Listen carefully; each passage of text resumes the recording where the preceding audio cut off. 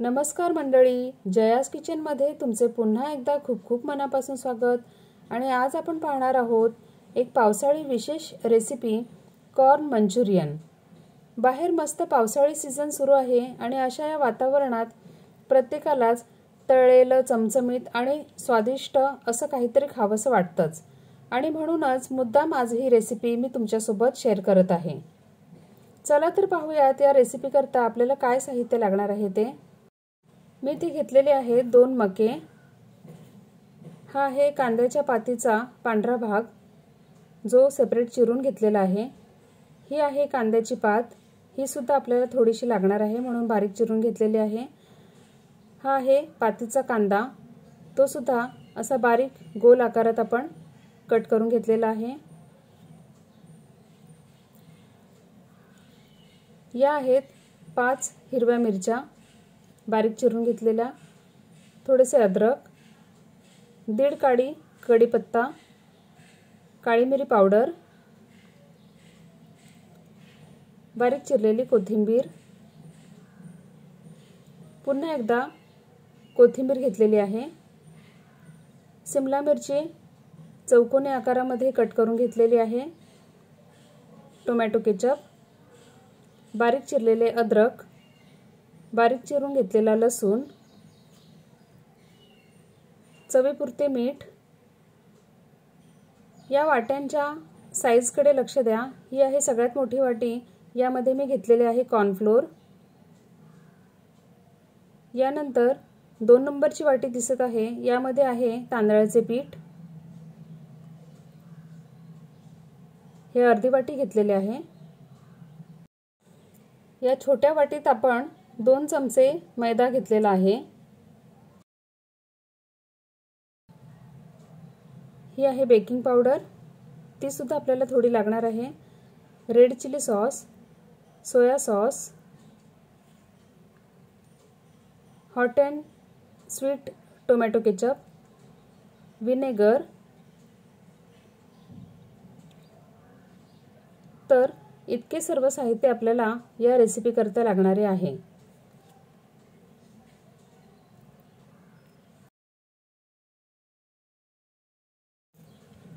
आता हे मक्याचे दाणे आपण मिक्सरच्या मोठ्या भांड्यामध्ये काढून घ्यायचे आहेत।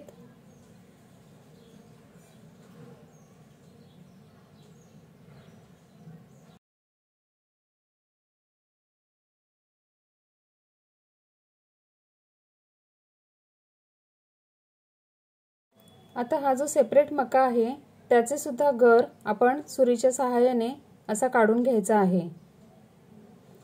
इथे एक टिप लक्षात घ्या, मक्यामध्ये ऑलरेडी दुधाचा अंश असतो, त्यामुळे मका मिक्सरला फिरवताना त्यामध्ये पाण्याचा वापर अजिबात करू नका।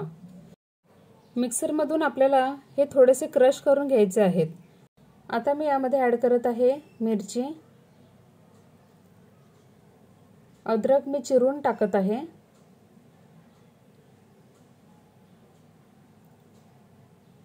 1 टीस्पून काळी मिरी पावडर। याऐवजी जर तुम्ही पांढऱ्या मिरीची पूड वापरली तरी चालेल, त्याने सुद्धा चव अप्रतिम येते।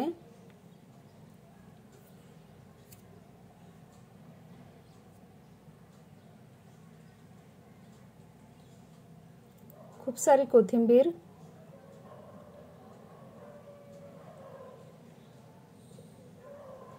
कढीपत्त्याची पाने आपण तोडून टाकायची आहेत, म्हणजे पकोडे तळल्यानंतर ती छान क्रिस्पी होतात आणि खाताना छान लागतात।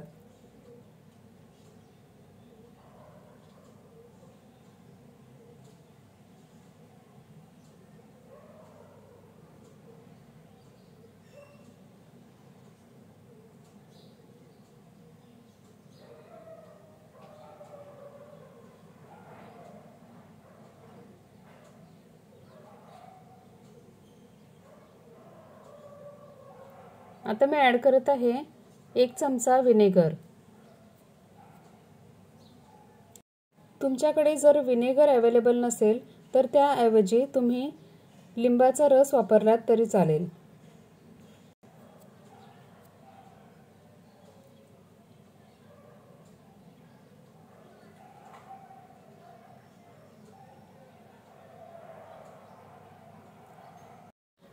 आता हे मिश्रण छान मिक्स करून घेऊयात।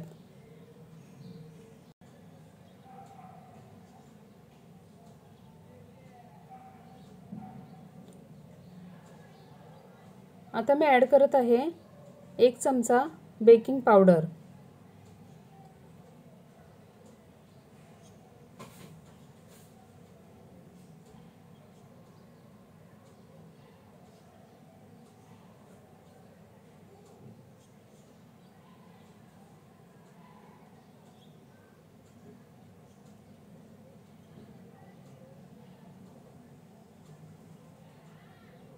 आता पुन्हा एकदा हे बेकिंग पावडर आपण एकत्र छान मिक्स करून घेऊयात।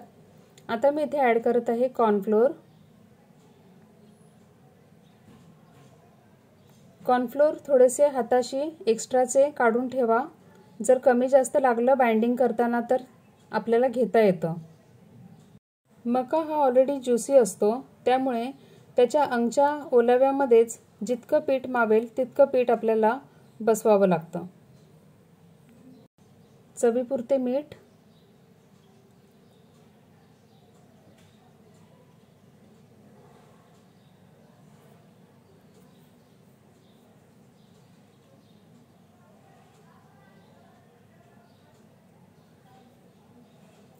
हे आहे तांदळाचे पीठ।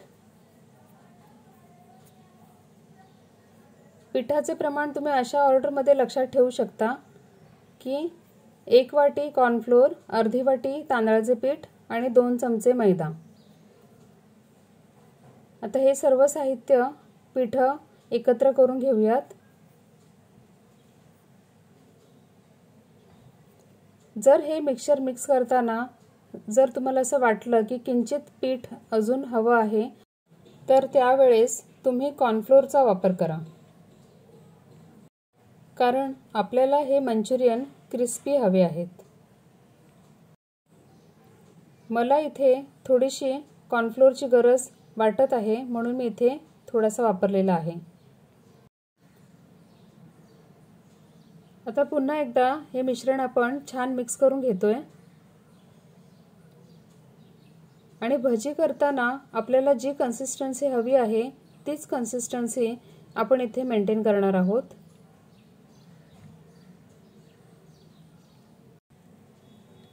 आता दुसरीकडे मी कढईमध्ये तेल तापण्याकरता ठेवत आहे।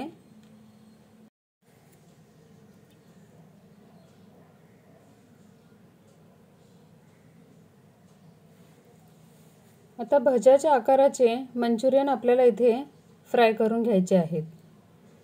एका वेळेस कढईत मावतील इतकेच भजी सोडा, कारण जास्त गर्दी केली तर ते भजी आपल्याला नीट तळता येत नाहीत।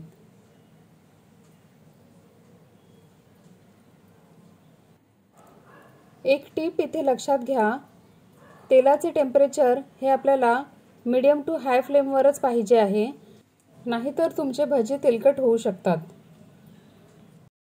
आणि जर तुमचे भजी तेलकट झाले तर सांगू नका की जयाने सांगितलं नाही म्हणून। जयाने सांगितलं होतं।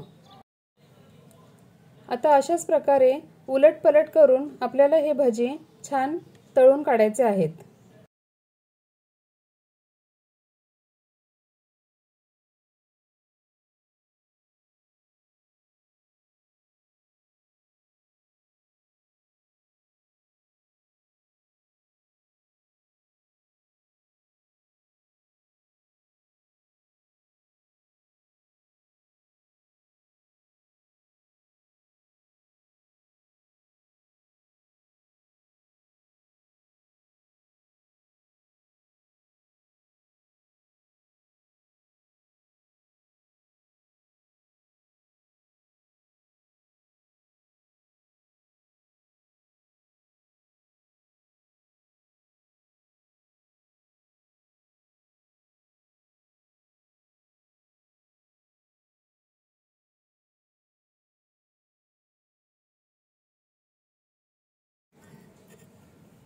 आता आपण पाहूयात हे भजी कितपत क्रिस्पी झालेले आहेत ते। पहा किती छान क्रिस्पी आवाज आलेला आहे। आता आपण एक भजी तोडून पाहूयात। पहा किती छान जाळीदार झालेला आहे आणि आतपर्यंत छान शिजला सुद्धा आहे आणि चवीला तर अप्रतिम लागतो हा भजी। आणि खरं सांगते, गरमागरम ही भजी खायला इतके भन्नाट लागतात ना की दररोज तुम्ही मके आणून हीच रेसिपी ट्राय करत राहाल, ही माझी गॅरंटी आहे। आणि अशा प्रकारे आता आपले मंचुरियन तयार झालेले आहेत। पण व्हिडिओ अजून संपलेला नाही, कारण मुख्य रेसिपी आता बाकी आहे। कारण आपण या मंचुरियनला आणखी टेस्टी बनवून खाणार आहोत, म्हणून आता आपण बनवणार आहोत मंचुरियन सॉस।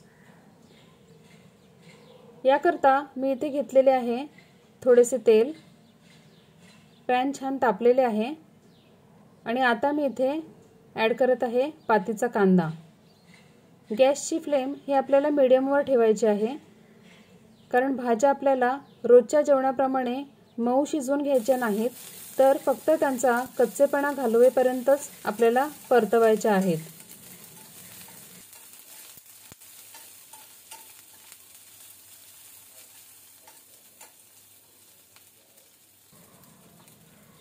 आता कांदा थोडासा परतून झालेला आहे आणि आता मी इथे ॲड करत आहे कांद्याच्या पातीचा मधला भाग।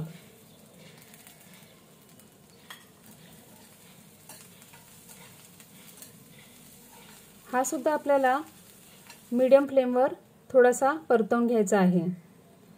आता मी इथे ॲड करत आहे अद्रक आणि लसूण।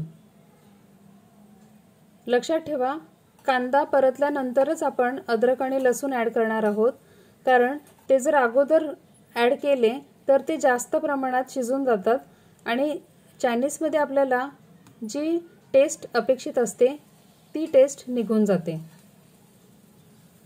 आता आपण इथे ॲड केलेली आहे शिमला मिर्च।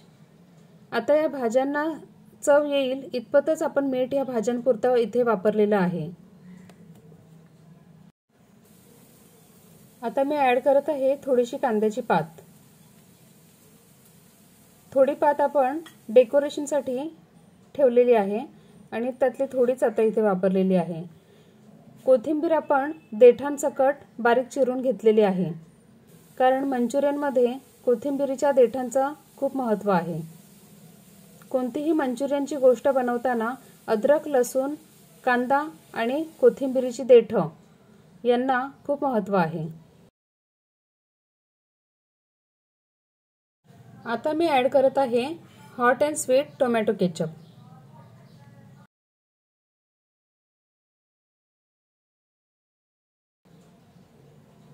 हे आहे red chilli sauce. Chilli sauce तुम्ही 1च्या तिथे 2 स्पून सुद्धा वापरू शकता। तिखट तुमच्या चॉईस प्रमाणे तुम्ही ॲडजस्ट करू शकता। या मंचुरियनची टेस्ट आपल्याला थोडी गोड, तिखट आणि आंबट अशी हवी आहे। आता मी इथे ॲड केलेला आहे 1 चमचा सोया सॉस।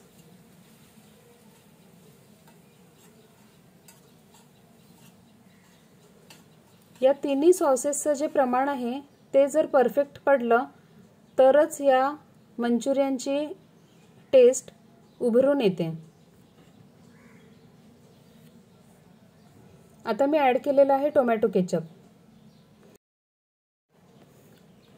किसानचं टोमॅटो केचप मी इथे 2 चमचे वापरलेला आहे।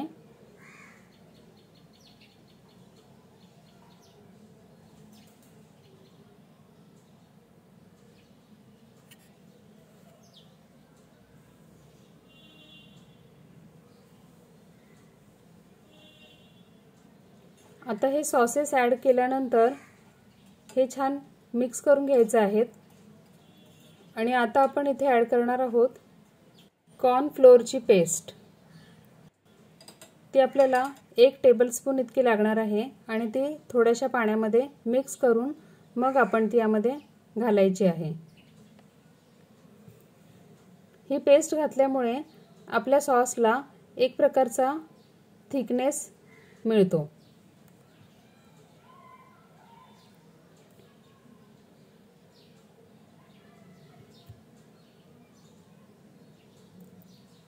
आता यामध्ये मी 1 ते सव्वा ग्लास पाणी ओतलेले आहे आणि 4 ते 5 मिनिटे मी हा सॉस छान शिजवून घेणार आहे।